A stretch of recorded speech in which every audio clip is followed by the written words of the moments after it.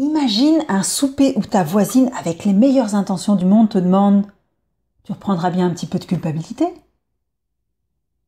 Irréaliste et stupide, me diras-tu. Qui dirait ça à ses amis?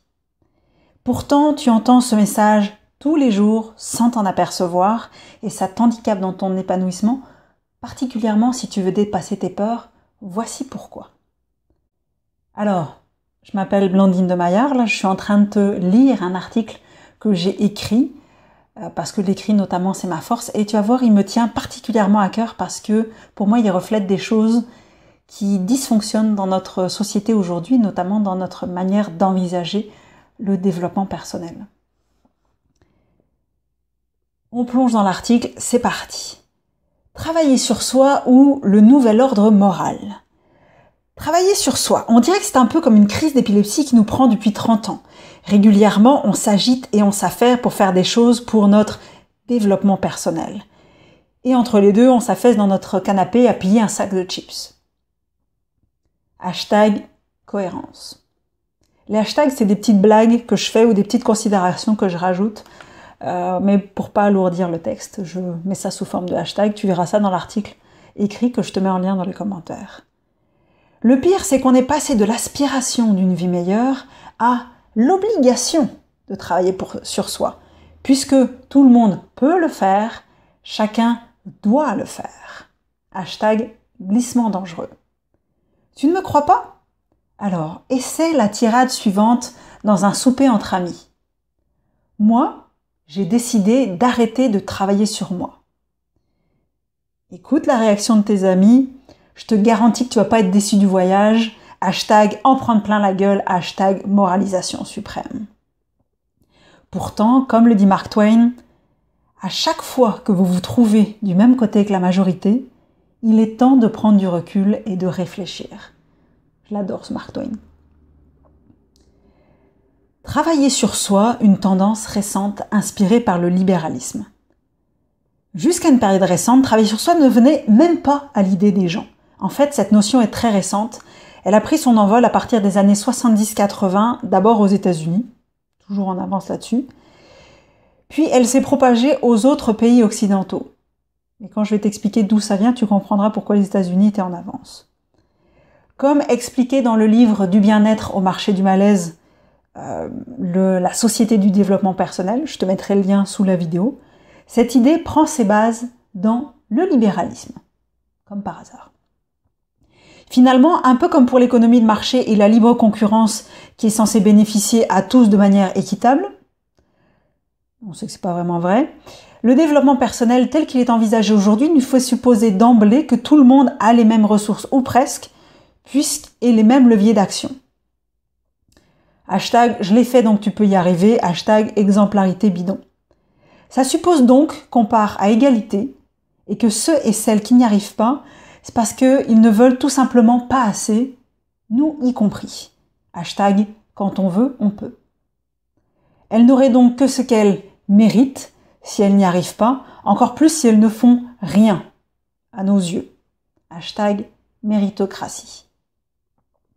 Or, il n'y a rien de plus faux. Tu trouves que j'exagère? Alors, faisons un petit jeu. Hashtag imagine une petite musique entraînante et une petite voix cucu. Prends une multinationale et une petite entreprise. Suppose qu'elles ont toutes les deux le même type de ressources et de leviers d'action, puisqu'ils sont disponibles un petit peu partout. Reproche à la petite entreprise de ne pas pouvoir égaler la multinationale. Dis à ses employés qu'ils manquent de volonté et qu'ils pourraient faire mieux. Reviens chez toi en te disant que c'est normal ce qui leur arrive, qu'ils n'ont que ce qu'ils méritent, parce qu'ils n'avaient qu'à se bouger plus. C'est pourtant pas si compliqué, non? Transpose ça au développement personnel en remplaçant la multinationale par une personne bien outillée, pleine de ressources intérieures, et la petite entreprise par une personne avec moins d'outils et beaucoup moins consciente de ses ressources. La comparaison fait mal? Tant mieux, c'est voulu. Ouais, technique d'impact. Tu vois maintenant un peu mieux tous les dégâts que peuvent avoir certaines injonctions déshumanisantes du développement personnel sur les personnes qui les écoutent.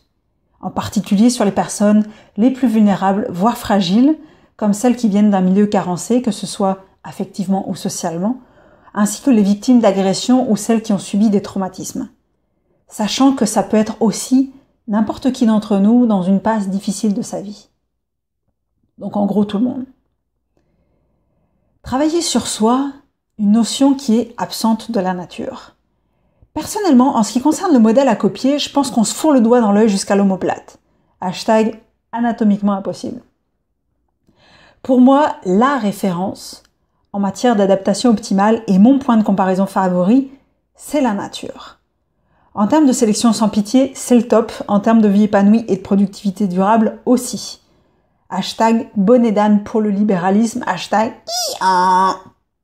tu vois de quoi je parle. Mais quand je regarde la nature, j'ai beau regarder partout, je ne vois aucune plante, aucun animal travailler sur lui. Chacun est parfait pour son milieu. Il n'y en a pas un qui tente de réussir sa vie, il n'y en a pas un qui se dépêche, sauf quand il se fait courser pour se faire manger ou que c'est lui qui veut se mettre à table. Mais nous, non. Nous, on doit travailler sur nous. On doit réussir notre vie. Ah, parce qu'il y a un examen avec une note en dessous de laquelle on redouble ? Hashtag j'ai dû rater une marche dans l'évolution. Travailler sur soi ou tirer sur l'herbe pour la faire pousser. Si on ressent la nécessité de travailler sur soi, c'est visiblement parce qu'on se dit ou on nous fait croire que les choses ne sont pas convenables telles qu'elles sont, avec la promesse que ce sera mieux après.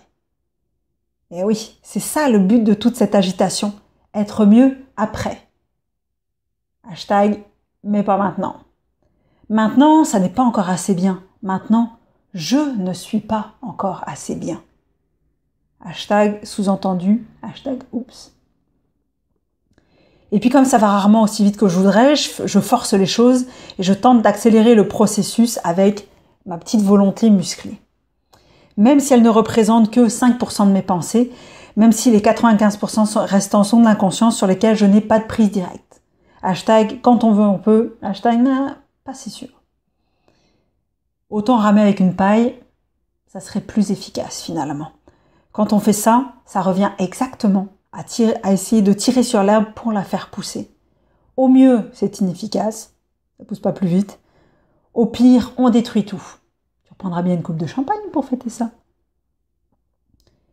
Et moi, ce que je demande à la fin quand je dis tout ça, c'est « et si on arrêtait le massacre ?»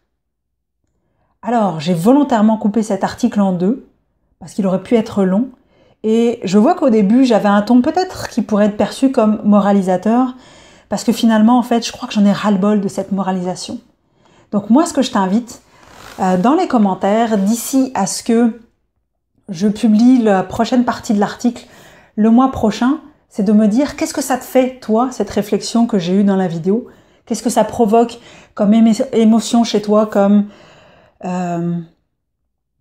réaction d'une manière générale dans les commentaires. Et si tu trouves que ce que je dis là est intéressant, partage cette vidéo, partage l'article qui est affilié. Et bien entendu, je te donne rendez-vous le mois prochain pour la suite. Si c'est sur YouTube, je t'invite fortement à t'abonner à ma chaîne et à mettre les cloches pour être sûr d'avoir le prochain article. Si jamais tu me regardes sur Facebook, aime ma page. Mais voir en premier avec le petit triangle à droite de « j'aime déjà ». Bah oui, ça veut dire que tu as cliqué sur « j'aime ».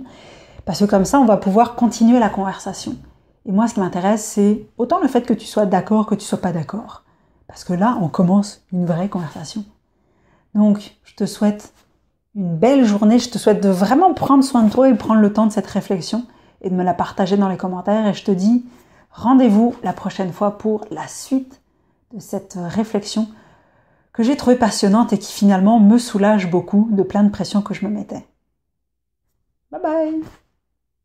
Ouais, je savais pas comment terminer cette vidéo. Je suis un peu mal à l'aise avec les au revoir. Pas grave.